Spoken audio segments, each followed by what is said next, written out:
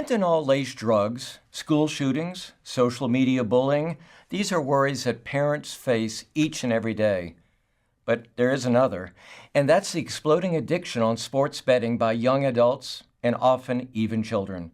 Welcome, I'm Jim Falk, and here in my hand is my mobile casino, where it is now possible for me to place bets 24/7.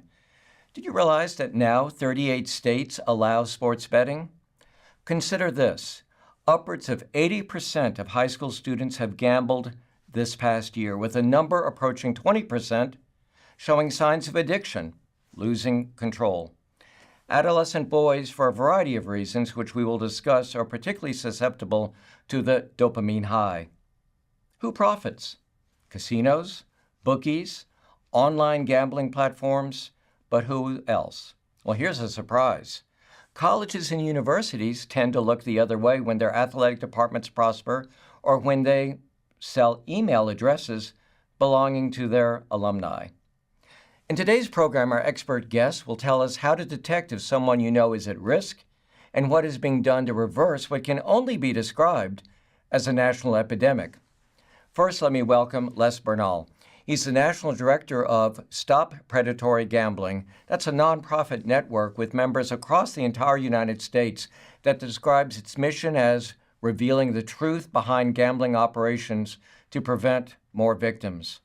Saul Malek is a board member of the Texas Coalition on Problem Gambling and with firsthand knowledge of gambling addictions. He now speaks across the country to high school students about the risk and dangers associated with gambling. Gentlemen, thank you so much for being with us to talk about what is certainly a serious emerging problem. Les, I'd like to go to you first. Give us a sense of just the scope of this issue.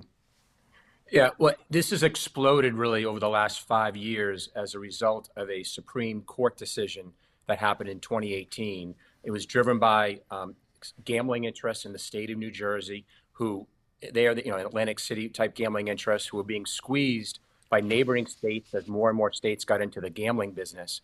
And what the end game here is, these companies wanted to get online casino gambling, and they saw an opportunity to get at that through sports gambling. And so they lobbied their state government to appeal the federal law that prohibited commercialized sports gambling that had been on the books for more than 30 years. There was no issues with it whatsoever. They lobbied for it, and they didn't make the case for sports gambling. They used a very, kind of specious constitutional argument around anti-commandeering, that somehow states are being commandeered of their rights to offer gambling. And the Supreme Court ruled in favor of that constitutional argument, not in favor of sports gambling, but in favor of that constitutional argument. And that set off the floodgates, and it happening at lightning speed. And you saw during COVID, these companies jumped. Well, most legislatures were meeting virtually, and everyone else was focused on public health issues. The gambling interests just exploded across our country at lightning speed before the public and parents especially had any idea what was happening. Well, that's especially interesting when you think about in COVID, people spent a lot of time on their on their screens, looking at their screens.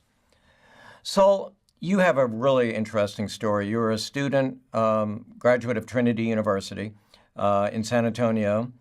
And then, your junior year, things changed for you. Take a minute or two and tell our audience about that. So sophomore year, September 2017, I was introduced to sports betting online through a friend of mine who had a bookie. Essentially, the process was I was given an account online with a credit limit, and I was allowed to bet on any sports bet that I saw out there. And so it started as simple $10 bet on a late season baseball game. I enjoyed the feeling, the rush from it. Of course, it was nice seeing a little extra money in my account. And so I was chasing that feeling. So from 2017 all the way up until July of 2019, I was progressively gambling more frequently, more money, and on increasingly bizarre games, like, just overseas matchups that no American would have any idea of if they weren't gambling. So it caused a lot of harm financially, emotionally, and it's a problem that we're seeing all over.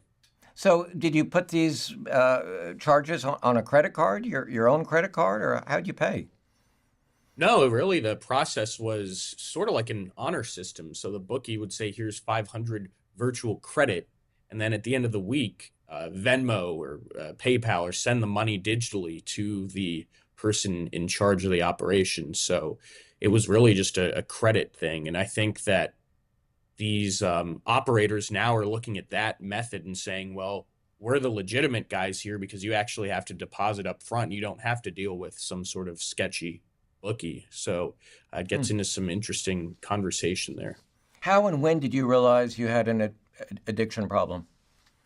Well, I knew that something was off. I'd say within first 4 or 5 months where I would feel this sort of itchy feeling, not having any action going, not having a bet on, like I needed something. But I didn't categorize that as an addiction per se. I just thought, well, I just need to place another bet.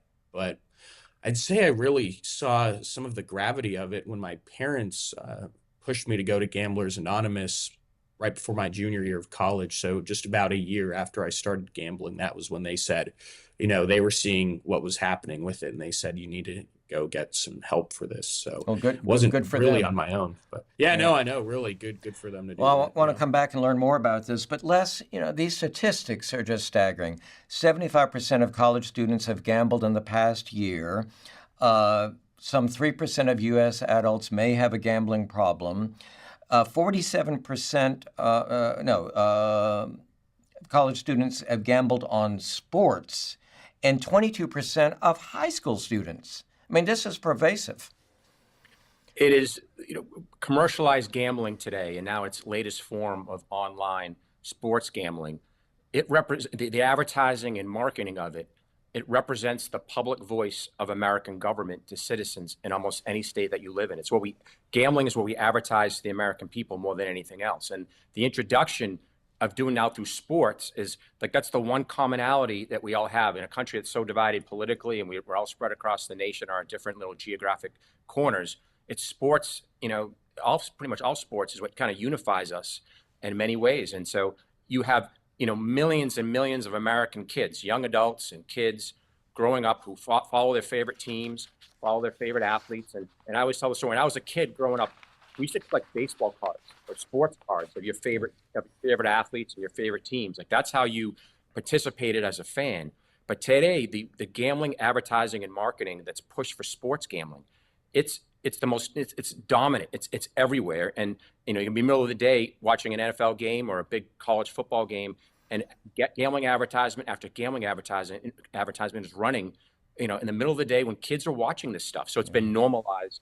And kind of other big piece of this is you have celebrities today that kids look up to. People like LeBron James, the best NBA player for the last decade, endorsing sports gambling. So it makes it look normal, And I guess the last piece why it's become so exploded so much is they market it as, hey, this is a great way to make money, right? As if you can make money on this stuff. So if you're a young guy, why would you go wash dishes at the local restaurant, after your college classes or after high school, your high school classes are over, to make a little extra bucks when hey, I know sports. They tell me I can make money on this. And so you have kids and young people jumping into this. And the whole thing is a huge ripoff. It's a ripoff, and it's incredibly addictive. Les, let me pop up this picture that you sent me showing an advertisement for Camel cigarettes and the gambling. Just sort of walk us through this ad and, again, how common it is to see something like this.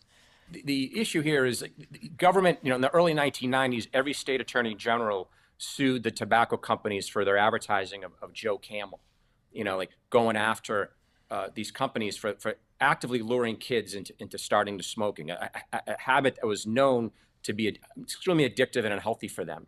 And here, when people say, well, we're going to regulate sports gambling and all this stuff, nobody regulates gambling to protect young people, especially. You have state lotteries, marketing, with cartoon-like figures on lottery ads. You have sports gambling companies marketing in sporting events and on every commercial. They market through college towns with direct mail flyers. It's unstoppable, and no one is doing anything about it because, unlike all these other addictive products, you mentioned fentanyl and opioids and so on. Yeah, state government is a partner in this industry. This is like putting Dracula in charge of the blood bank. Excuse me, I haven't seen all the statistics, but I saw one earlier this morning that $500 million in tax revenue just for the state of Michigan. I mean, we're talking about one state. And it's funding some of the education initiatives.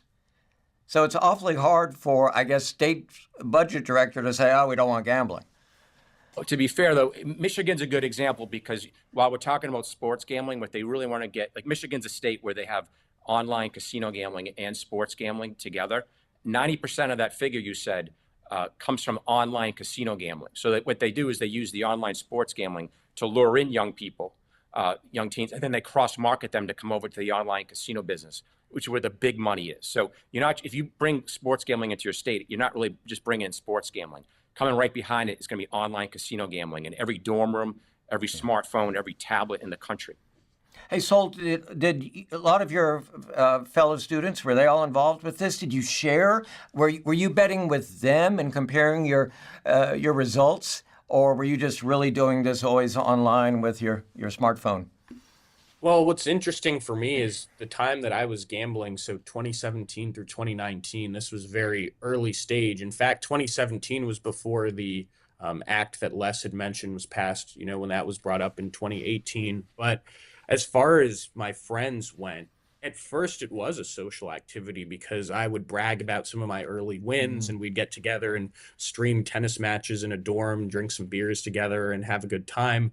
But I think what's notable about that is as time went on, naturally as regular people, they sort of just went on about their way and said, well, this isn't really interesting to watch Lithuanian women's tennis anymore. And I was like left on my own, and it was a very isolating activity. So I think when Les also mentioned the advertising and how a lot of these ads show this as a huge social endeavor for young men, it's neglecting that in the later stages of one's gambling problem, this is becoming an increasingly isolating activity where it's just a person, their addiction, and their phone just kind of trapped.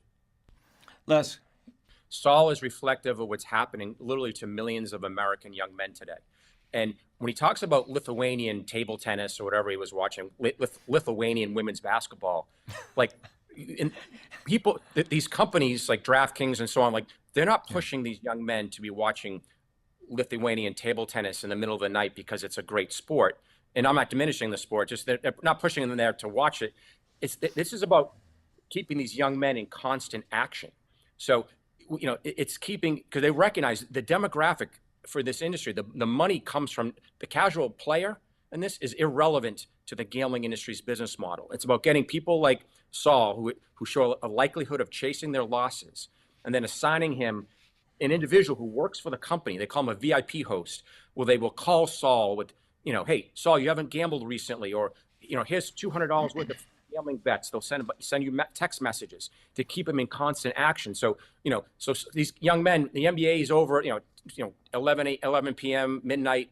Then they push these guys into, Belarusian table tennis or, pickleball betting, like to keep them in constant action. These guys aren't even fans of the sport.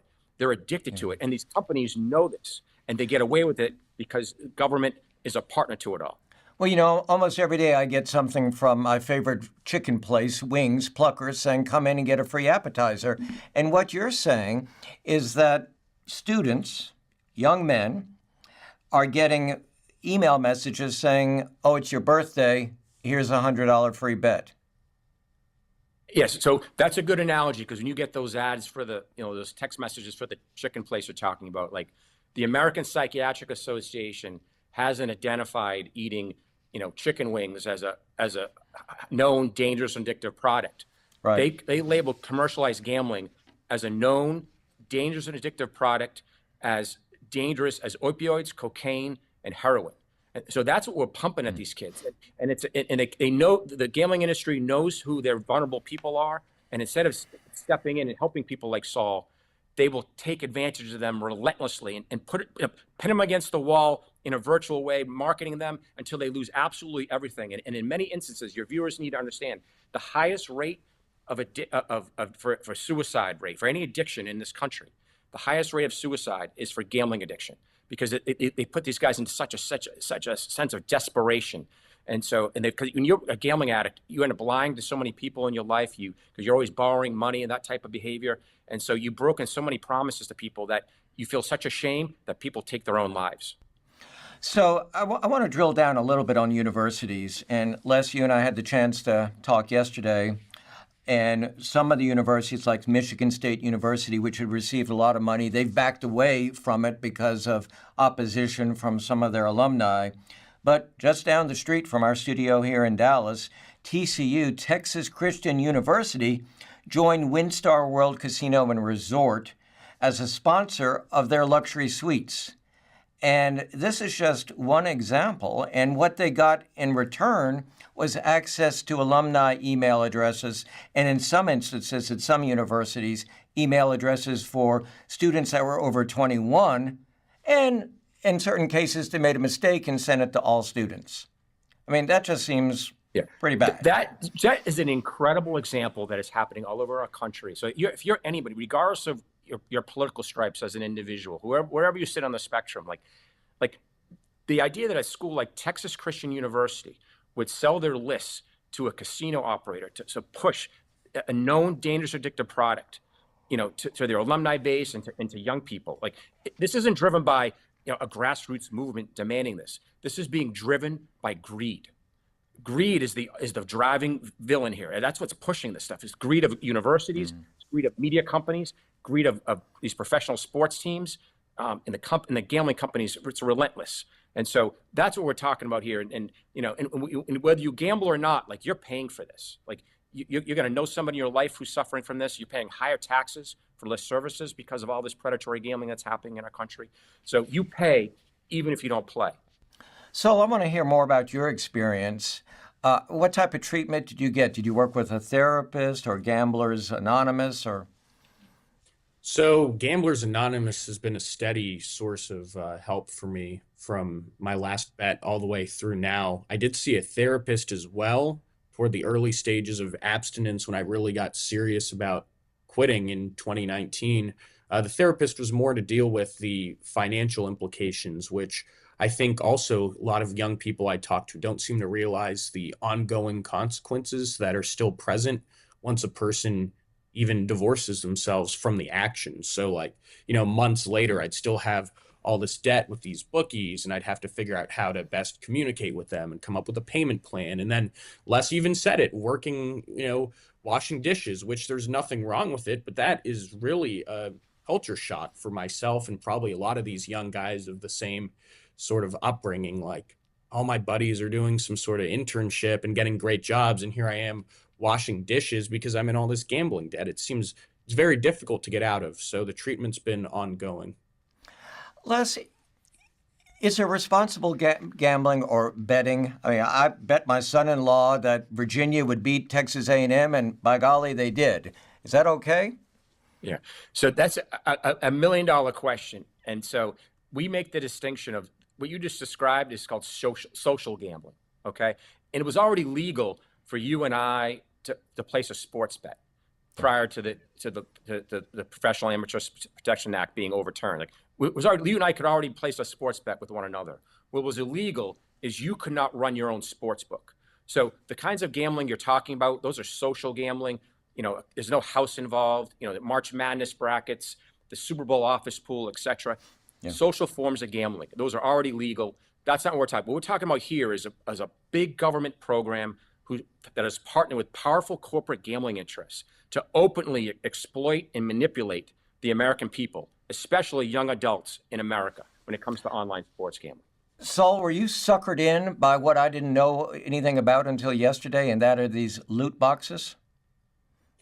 That wasn't much applicable to me, although I will say in terms of games that mimic that sort of early gateway thing, I can speak to, there was a game I'd play on my iPad in high school called Big Win Sports, and essentially it was simulated sports games with little avatars, but you would open up mystery packs. So in a way it was similar, mystery packs that would help enhance your team's attributes.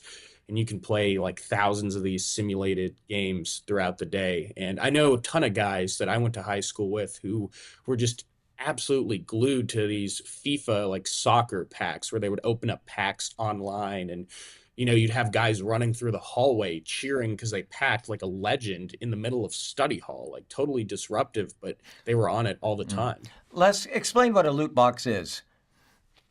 So if those of you, if you're a grandparent, a parent, nieces or nephews, like even in video, so we're talking about what we've been talking about to this point has been these hardcore forms of gambling that states promote. Like we're talking about here with loot boxes, like they're designing these little these technology experiences within video games that millions and millions of American kids play, where and Saul kind of touched on how they work. It says you want more armor for your character, this virtual character in this video game. You can get it the old-fashioned way by continuing to play the game relentlessly, and as you move up the ladder, you'll get more armor. Or you can put more money into the game. You can put real money into the game to buy this virtual armor that you want.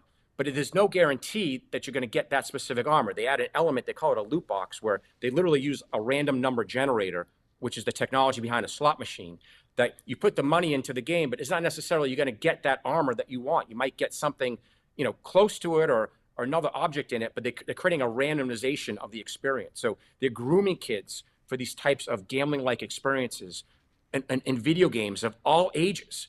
And so grandparents have no idea what's happening. And the reason why those business practices are tolerated in America today is because the public voice of American government is gambling, advertising, and marketing. It's what we push people. So what we incentivize to the American people, it shapes our national character. It's totally normal now, we think anyways. It should be denormalized, but we think it's normal today for video games to have gambling in them that kids play.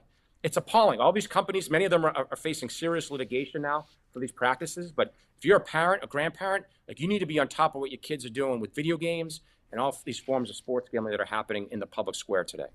And gentlemen, what I found interesting is that Belgium and I believe the Netherlands, they've banned loot boxes. China says game producers must disclose the odds of winning different items. Poland has ruled not gambling, and the U.S. still reviewing. I mean, gambling interests control, I would suggest to you, I personally think they're the most powerful special interest group in the United States because they partner with the government. So they really, they have no legal. What do you mean by that when you say partner with the government? As we touched, like when you and I can't run our own sports book, we can't run our own casino, we can't run our own, online gambling operator. This business is only legal if you partner with the government. And the reason why it's illegal is yes, it's addictive, but that's not why it's illegal. It's illegal because commercialized gambling falls into the category of consumer financial fraud in the same family of price gouging and false advertising. It's a con, right? It's a cliche now in our culture, like, well, the house always wins. But what that means is the more you participate in it, when it's done commercially, you're gonna, as a participant, you're gonna end up losing all your money over the long term. So that's why it's illegal. So this whole thing is a huge con that people are pushing, and they're marketed as this is capitalism, this is free market principles. Anything could be further from the truth. If it was really free market, then all of us could own our own casino. All of us could own our own online sports book. It's only you get a regional monopoly in your respective state to do it. In the state of Virginia, the governor, Youngkin, strong conservative, has signed off in saying that all public schools in Virginia must provide some curriculum about betting, gambling, and so forth, and warning high school students about it. And yet, in some other states, that's not taking place because the teachers' unions are getting so much money. I mean, how do you square that? Yeah, so Virginia is a good example, but what's happening in Virginia is it's symptomatic of what's happening in state after state. As I touched on, this is like putting Dracula in charge of the blood bank. So a lot of the steps that government takes, like whether it's teaching kids about gambling in the classroom, or the teacher unions, all that type of stuff, like all of it this is driven by greed. And so all these efforts that states do, it's really to give the appearance that something's being done to protect the public or to protect kids, when in reality, none of that is happening. The fact that you have teacher unions and other public sector employees like reliant on the public dollars that the gambling losses bring in from state after state, like that's part of the perversity of how we have as a system here. Like all these states that are the biggest predatory gambling states in our country, like they're paying higher taxes for less services over the long term. Like as a revenue source, gambling is a budget gimmick. You know, it's the ultimate budget gimmick. So like it's all these states, it's a huge failure. So the only way you bring in more revenue is to add more extreme forms of gambling. So you have these teacher unions and other public employee unions who are fighting over the scraps here of government revenues. They kind of oftentimes shield their eyes for where the money's coming from. But, you know, this has been a failed revenue source, and it's been, especially been a failure as a public health issue. Where Les, I can feel your passion. I got about 30 seconds left with you. Are you making progress? Yeah, honestly, this is we're involved with America's most neglected major problem. So if you're somebody who cares about the direction of your country, like it starts with what government markets to the American people. You want to change our values as a country. It starts with taking state governments out of the gambling business and putting them back on the side of the American people.